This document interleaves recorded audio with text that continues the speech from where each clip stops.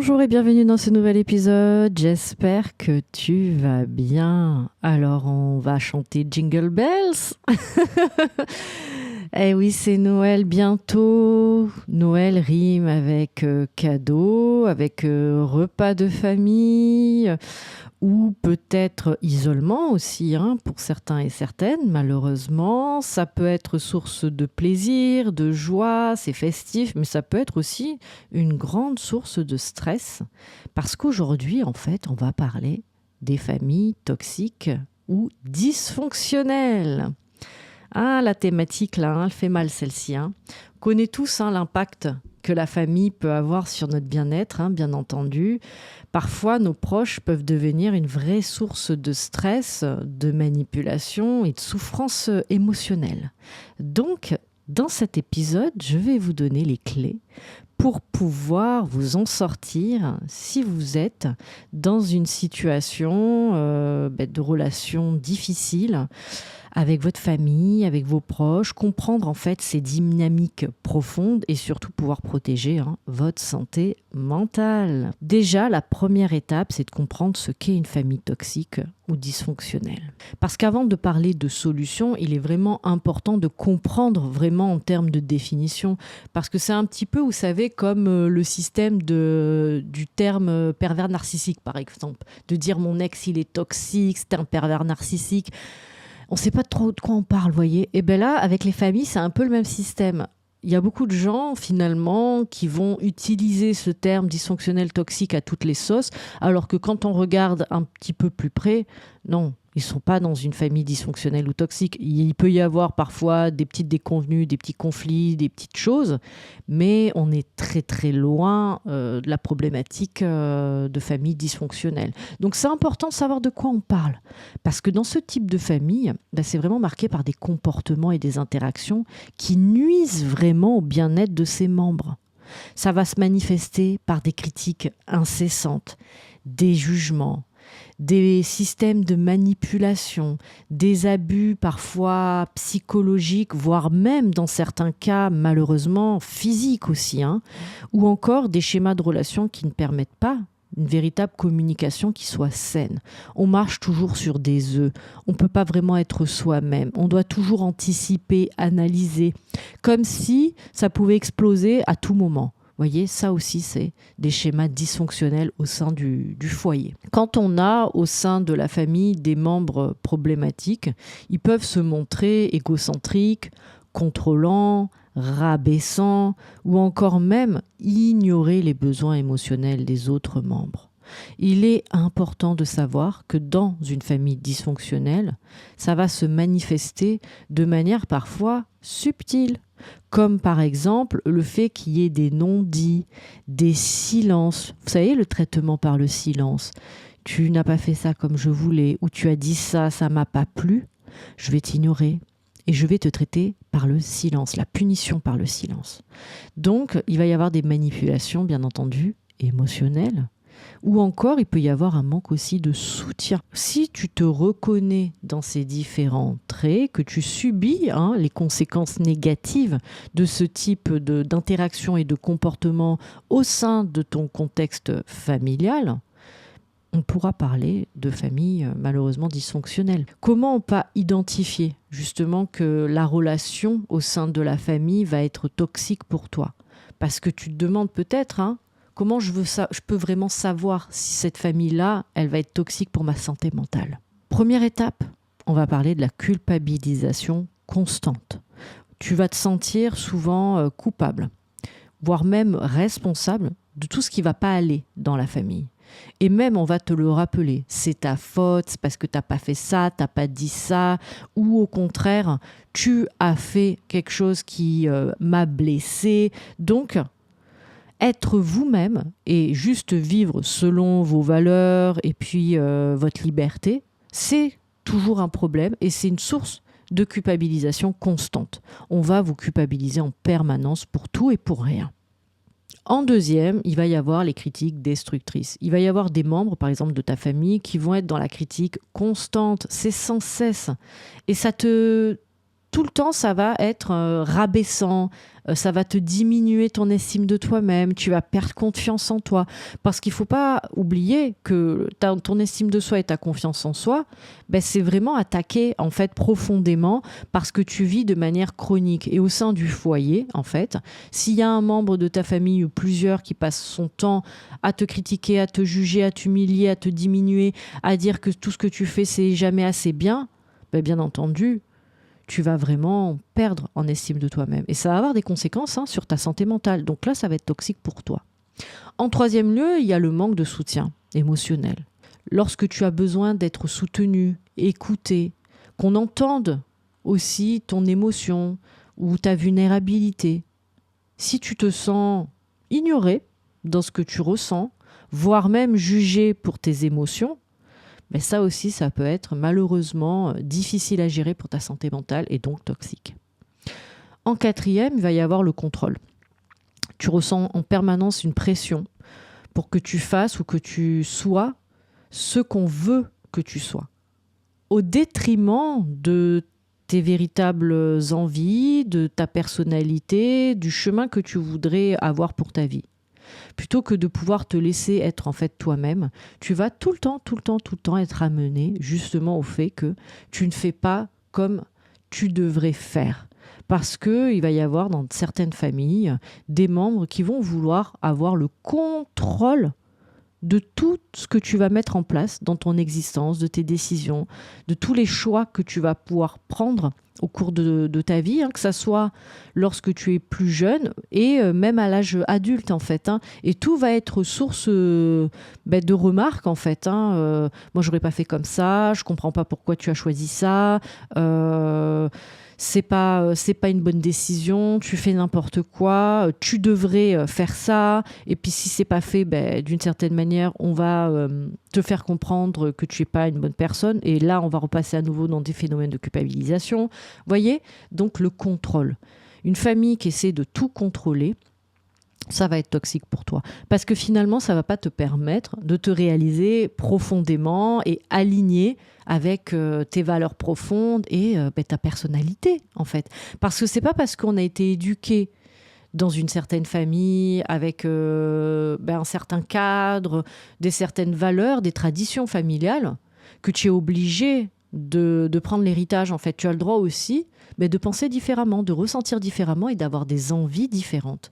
Alors bien sûr, ça va te faire passer pour parfois le vilain petit canard qui ne perpétue pas le cadre familial ou les traditions familiales. Mais pour autant, lorsque un parent fait un enfant, il ne le fait pas pour en faire une extension de lui-même, en fait. Il lui donne les bases et le socle solide pour avancer dans la vie et prendre ses propres décisions de manière libre et éclairée, en fait. Et de vouloir absolument tout contrôler de cette manière-là, bien entendu, c'est pas sain pour l'expression de soi et l'épanouissement personnel. Donc si tu te reconnais dans ces différentes dynamiques que je viens d'exposer, il est possible malheureusement que tu sois dans une relation familiale un petit peu dysfonctionnelle, toxique pour ta santé mentale. Alors là, la question, c'est avec les fêtes de Noël qui arrivent, ces repas familiaux. Moi, j'ai énormément de personnes qui me disent moi, j'ai même pas envie d'y aller en fait. Et moi, je leur réponds mais pourquoi vous y allez alors ? Oui, mais si j'y vais pas, ça va avoir des conséquences, je vais vivre l'enfer, je vais avoir des remarques, je vais mal être vue. Alors moi, j'ai envie de dire, parfois, gérer sa famille toxique, c'est s'éloigner, malheureusement. Et c'est terrible à dire, parce que c'est notre famille, c'est aussi un héritage génétique, c'est notre sang. Et pour autant, c'est aussi des personnes qui nous font du mal. Donc, il va falloir faire la part des choses entre ce que tu peux gérer et ce que tu peux pas du tout gérer. Quel est ton seuil de tolérance ? Moi, ce que j'aime bien dire à des personnes qui me disent « Non, mais si je vais pas, ça va être pire en fait pour moi », je leur dis « Vous arrivez tard, vous partez tôt. » Voilà. Et vous avez des obligations, des choses à gérer, donc vous arrivez tard et vous partez tôt. Et vous allez prendre l'air régulièrement, vous sortez de table, vous rentrez pas dans les débats, vous faites acte de présence, et puis basta. Parce qu'en fait, pour gérer une famille dysfonctionnelle ou toxique pour soi, il va falloir vraiment se protéger, mettre des barrières. Parce qu'une fois que tu as identifié justement que c'est toxique, il est essentiel que tu puisses te trouver des stratégies Parce que se protéger, c'est essentiel en fait dans ces situations-là, parce que finalement, ça va te rendre malade sinon. Donc là, on va essayer de voir quelques conseils pratiques par rapport à ça. Donc la première étape, bien entendu, tu as fixé des limites claires.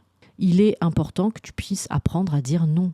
Parce que une des variables récurrentes, c'est le fait de toujours accepter en fait, de toujours dire oui à tout, par peur des représailles. Mais à un moment donné, non, en fait. Il va falloir pouvoir aussi t'affirmer face aussi à cette famille qui veut t'imposer souvent des choses. Donc apprends à t'affirmer, à dire non. Même si ça va te sembler difficile au début, c'est normal. Quand on n'est pas habitué à s'affirmer, au début, ça demande un effort important. Donc fixe tes limites personnelles, qu'elles soient saines et qu'elles te protègent pour avoir ton espace personnel et émotionnel stable. Donc parfois, il faudra que tu dises non à certaines choses. Que tu dises non, ça je ne vais pas pouvoir le faire par exemple. Et puis imposer aussi le cadre dans lequel tu veux aussi rencontrer ta famille. Tu n'es pas obligé de subir le cadre qui t'est imposé. Tu as le droit de maintenir des liens, mais à ta manière en fait. Et pas la manière dont on veut te l'imposer, tu vois. En deuxième, tu vas pouvoir mettre de la distance aussi, psychique, émotionnelle.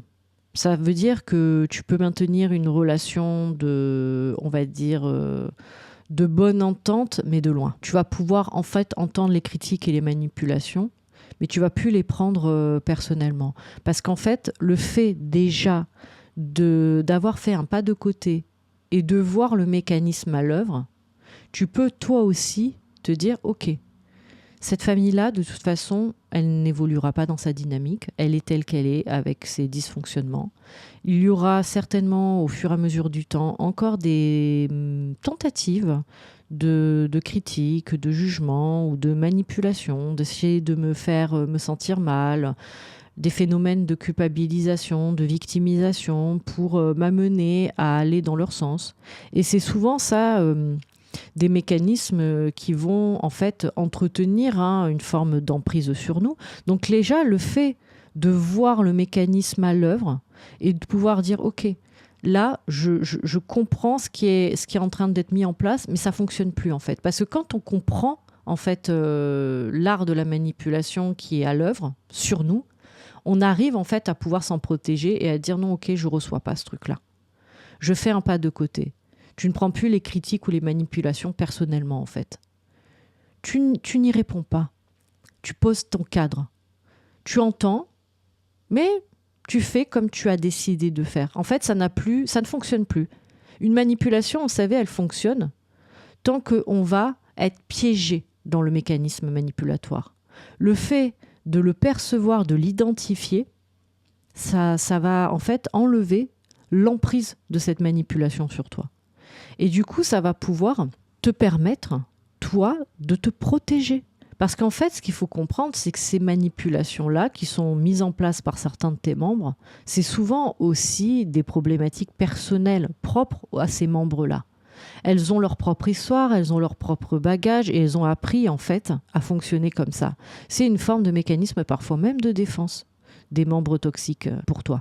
Donc à ce moment-là, il va falloir que tu comprennes que ces personnes-là, en fait, elles ne savent pas fonctionner dans l'interaction avec l'autre différemment.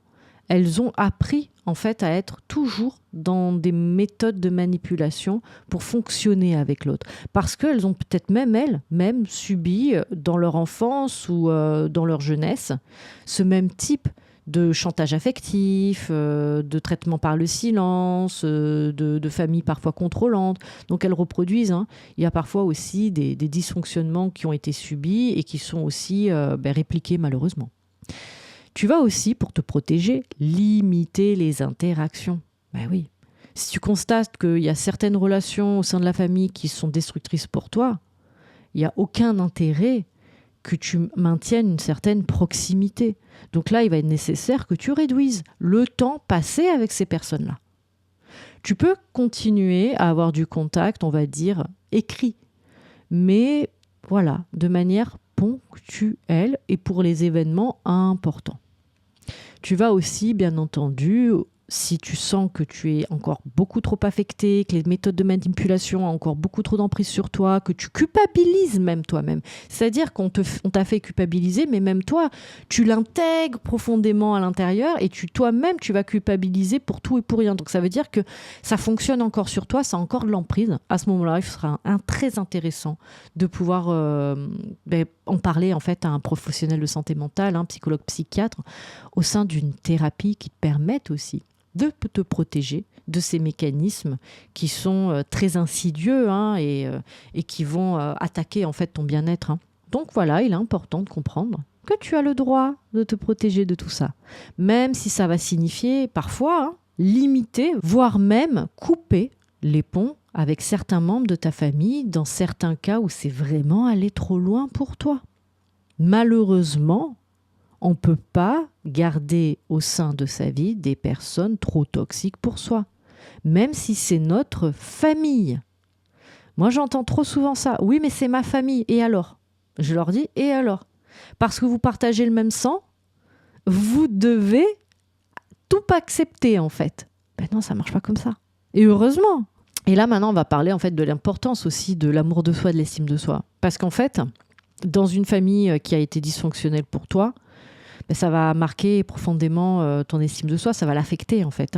Se remettre de ce genre de situation, ça va impliquer aussi une période de reconstruction de ton estime. Et comment on va pouvoir faire ? Il va falloir que tu commences dans le quotidien à prendre beaucoup plus soin de toi. Ça va passer par de la reconnaissance de tes propres besoins. J'exprime mes besoins, j'ai conscience d'avoir besoin de respect, d'attention, d'amour.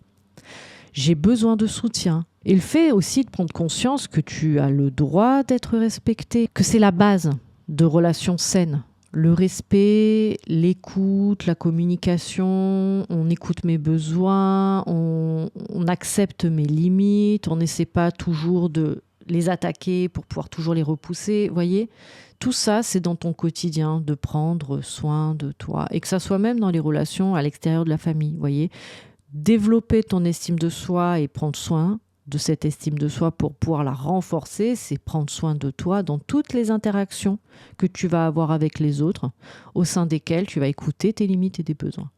Et tu vas accepter l'idée que oui, tu dois être respecté.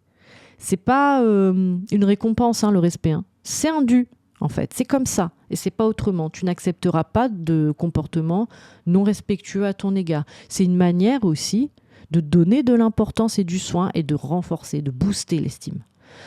Il faut que tu te recentres aussi sur tes propres valeurs, en fait. Parce que ce qui va se passer, c'est que ce que les autres pensent de toi, ça ne définit pas qui tu es et la valeur que tu as. Il va falloir que tu puisses te rappeler, en toutes circonstances, que les qualités et les forces que tu as sont indépendantes de leur jugement. C'est pas parce qu'une personne va dire que tu es pas bien, que tu fais mal les choses ou que tu es une mauvaise personne que c'est le cas en fait. Il va falloir que tu comprennes que l'avis des autres n'est en aucun cas parole d'évangile. En gros, c'est pas parce que quelqu'un va dire que ce que tu fais c'est mal ou que tu es la pire des personnes que c'est le cas. Il faut que tu comprennes que le jugement des autres leur appartient. Tu es la meilleure personne, tu es la mieux placée pour savoir qui tu es. Tu te regardes dans un miroir et tu sais qui tu es. Tu sais ce que tu as fait dans la vie. Tu sais quelles sont tes valeurs. Tu sais ce que tu penses. Alors pourquoi tu laisserais une personne extérieure à toi venir t'apprendre qui tu es et ce que tu vaux ? Replace les curseurs au bon endroit. Si tu parviens à reconnaître ta propre valeur, tu seras plus du tout la même personne. Parce que si tu as conscience de ta valeur, tu vas pouvoir poser des limites aux autres beaucoup plus facilement et pouvoir te protéger de la médisance du jugement ou des mauvais comportements à ton égard. Une autre étape aussi, et ça c'est une question que j'ai beaucoup sur mes réseaux sociaux, c'est est-ce qu'il faut que je coupe le lien ? Est-ce qu'il n'y a plus rien à sauver ? Alors moi j'ai envie de dire, là il faut être très très très très nuancé par rapport à ça. Chaque cas est très subjectif en fait. Donc il va falloir que tu puisses te faire confiance. Est-ce que là, ce que je suis en train de vivre, ça me rend vraiment malade ou pas ? Est-ce que le fait de couper, ça va me rendre encore plus malade ? Voyez, il va falloir que vous fassiez un choix très éclairé et surtout mettre en place des adaptations. Parfois, couper, c'est trop dur, Mais on va pouvoir mettre des adaptations pour maintenir un petit lien, mais tout en ayant une protection pour sa santé. Et donc, il faut voir ce qui te semble, toi, acceptable, en fait. Et ça, malheureusement, il n'y a que toi qui puisses le savoir. Est-ce que vraiment, c'est vraiment aller trop loin, en fait? Est-ce qu'il n'y a plus rien à tirer de cette situation? Et couper, ça va me soulager? Ou est-ce que l'idée de couper, ça te rend encore plus malade? Et auquel cas, on va essayer de mettre en place des aménagements, maintenir un petit lien qui va, toi, peut-être te rassurer. Et en même temps, créer des manières de faire qui vont quand même te protéger, parce que le but, c'est pas de te rendre malade à terme, en fait. Donc là, il peut arriver que malgré tous les efforts que tu mettes en place, tu vois que la situation, en fait, elle ne s'améliore pas. Et le fait de constater que dans certains cas, il faut couper définitivement les ponts, ça peut être une décision qui est extrêmement difficile à prendre, hein. Ça prend du temps, même parfois, pour certaines personnes, ça prend des années. Mais parfois, c'est nécessaire, en fait, et c'est la seule décision que tu puisses prendre pour toi et ta santé mentale. Quand tu vois que finalement, tu as fait le tour. Si tu te sens épuisé, rabaissé, émotionnellement, tout le temps manipulé, il va être temps peut-être de reconsidérer la place que tu as auprès de ces personnes qui occupent ta vie. Il faut que tu fasses le point et que tu jauges vraiment. Voilà. Imagine, en fait, visualise ce que ça impliquerait de couper les ponts définitivement. Quel impact positif et négatif ça aurait sur toi. Et il faut que la balance, elle reste positive. Survivre à une famille dysfonctionnelle et toxique pour soi, bien entendu, c'est très difficile. Parce qu'à la base, la famille, c'est censé être un cocon, c'est censé être une safe place. Mais malheureusement, c'est pas toujours le cas. Il y a beaucoup de dysfonctionnements qui sont liés aussi à l'histoire de la famille et à l'histoire de ses membres, qui traînent aussi des bagages qu'ils n'ont pas traités. Si les gens allaient plus souvent en thérapie, ça éviterait de perpétuer les dysfonctionnements au sein des familles. Mais rappelle-toi que tu as le droit, toi, de couper, en fait, et de traiter justement le dysfonctionnement pour toi-même. Le jour où tu crées ta propre famille, de ne pas reproduire ces schémas-là qui t'ont fait toi-même souffrir. Pouvoir t'offrir en fait des relations qui soient saines et épanouissantes. La clé, c'est que tu apprennes à te protéger, à fixer tes limites, à te dire que tu es suffisamment une personne de qualité pour avoir le droit au bonheur aussi, à l'épanouissement personnel, et d'avoir autour de toi des personnes qui vont te donner du soin, qui vont te donner de l'amour, qui vont être dans la communication, qui vont pas chercher en fait à te contrôler et te manipuler en permanence ou te faire te sentir mal. Ne perds jamais de vue ta valeur et ton bien-être. Donc là, il y a les repas de famille qui arrivent.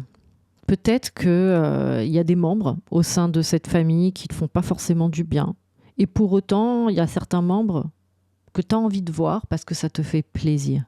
Donc là, mets bien ton bouclier, mets bien tes barrières, mets bien ton imperméable et mets en place des ajustements. Et parfois, arriver tard et partir tôt, c'est la meilleure solution.